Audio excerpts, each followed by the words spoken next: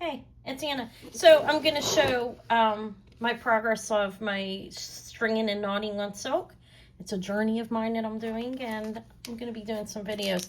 So what I'm going to do is I'm going to string up these Carnelian beads. Linda, thank you for returning them to me. I'm using 2 of the sizes. I'm leaving the smaller ones out. Going to string a knot on silk. I'm using 0.70 millimeters. This is number 6. It has a needle right on it. Okay, I have 2 crimper beads, a clasp, and 2 jump rings that I'm going to use. Okay, you need a pair of scissors, and you need some glue. You're going to glue the last knot before you put the clasp on, okay?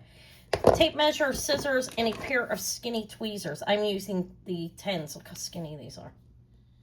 Hopefully they're not too sharp. I'm going to have to be careful. Okay, so I'm going to get started. Okay, so I took the needle and thread off of the card. So I'm nowhere an expert here. There are a lot of people that are doing this here on YouTube that have much more experience than me. But I'm going to show you how I do it that I think is easy. So I already tied my knot. As you can see on this thread that I ordered, it's a nice size thread. They already had a knot at the end, but I tied it up a little bit further, okay?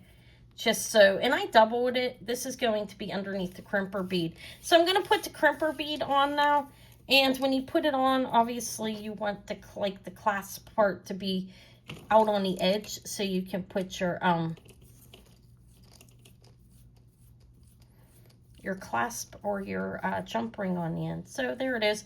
I'll close this loosely. I'm going to put a knot here. It'll only be 1 knot on this in between each bead. There's not a bead going on, but I'm going to start it off with a knot. So this is how the lady who I used showed it. You can use 1 or 2 fingers. We use 2 because it's probably easier to show. And you're going to wrap it around and let me do that again. Okay, I pulled it through. See, I'm new at this. This is Anna's. Okay, so there we go. We've got it there. Take this skinny tweezers, and you're going to hold it down as close to the base as you possibly can, like that. And then you just pull the knot as close as you can, and then you'll go with the tweezers. I wouldn't advise using the sharp part for this, but you're going to push it as close to the crimper bead as you can, and that's pretty close. There's no movement. You can, you know, take the softer, the side that's not going to rip it, and do that. See, look, I actually messed my finger up doing this roll. So that's that. So now I'll put a bead on. I'll show you how I knot it there too. So I'm going to start off with a smaller bead. I'm going to alternate these, and we'll see how it looks. You know, if it doesn't look right, I'll do it again. Okay, this has been my 3rd necklace I've knotted, I think. Okay, it took me a minute, didn't it? Look at that. Okay, there we go. 1, 2, 3, get all the way done. And I can't cut it because you have the needle on the end, you know what I mean? So there we go. There's the beginning. So I'm going to roll it over and under the back, pull it through.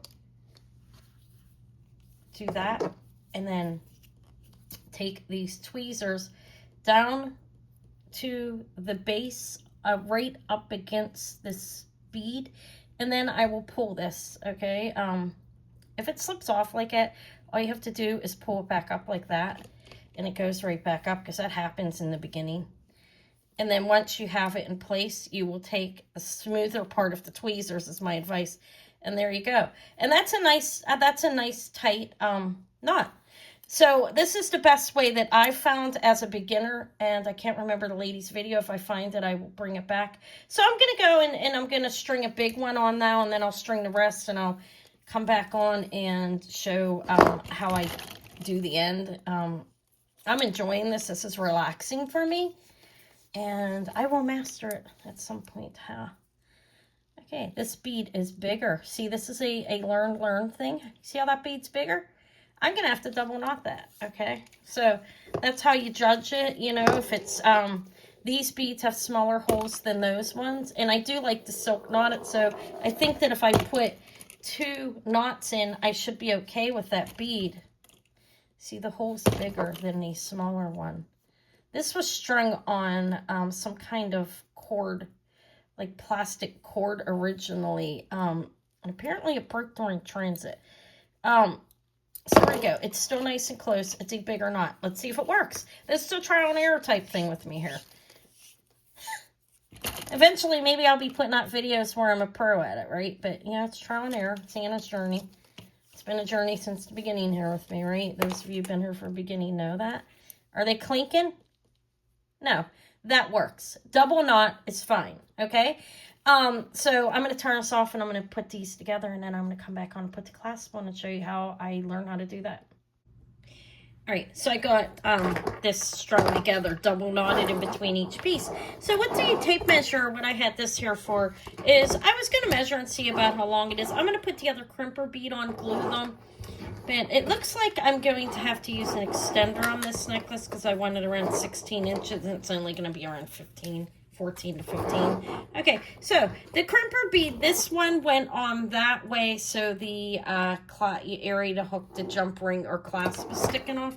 So the other one will go on the opposite way, take it through the needle, and I like to knot in between, on the end, as you can see, in between the crimper bead and the last piece of carnelian will have a knot in between it. So you take this crimper bead down, so you have these little pieces on the end. So I'm going to have to tie a couple knots in here.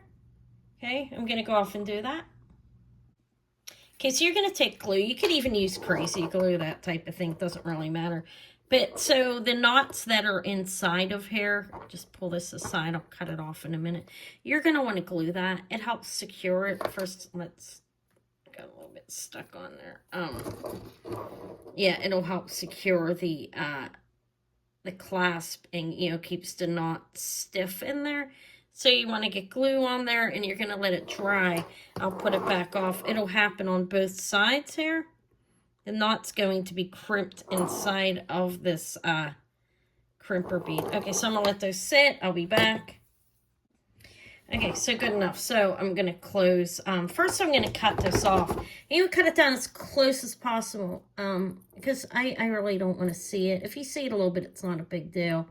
And I'm keeping this necklace, so I don't even care. But I'm going to cut that without... It's hard with this, especially with my eyes. To cut the silk, and then then you're going to close this. And the glue should be dry when you're doing this, or close to dry.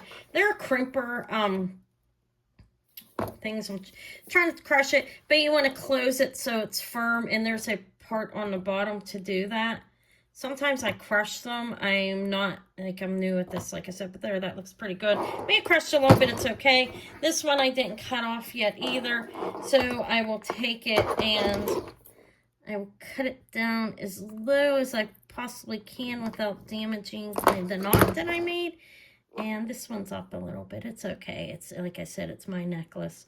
So closing the crimper, taking it, and I can cut that off afterwards too. You want these to be joined up so you can add the clasp, and you're going to take this down at the bottom and squash it.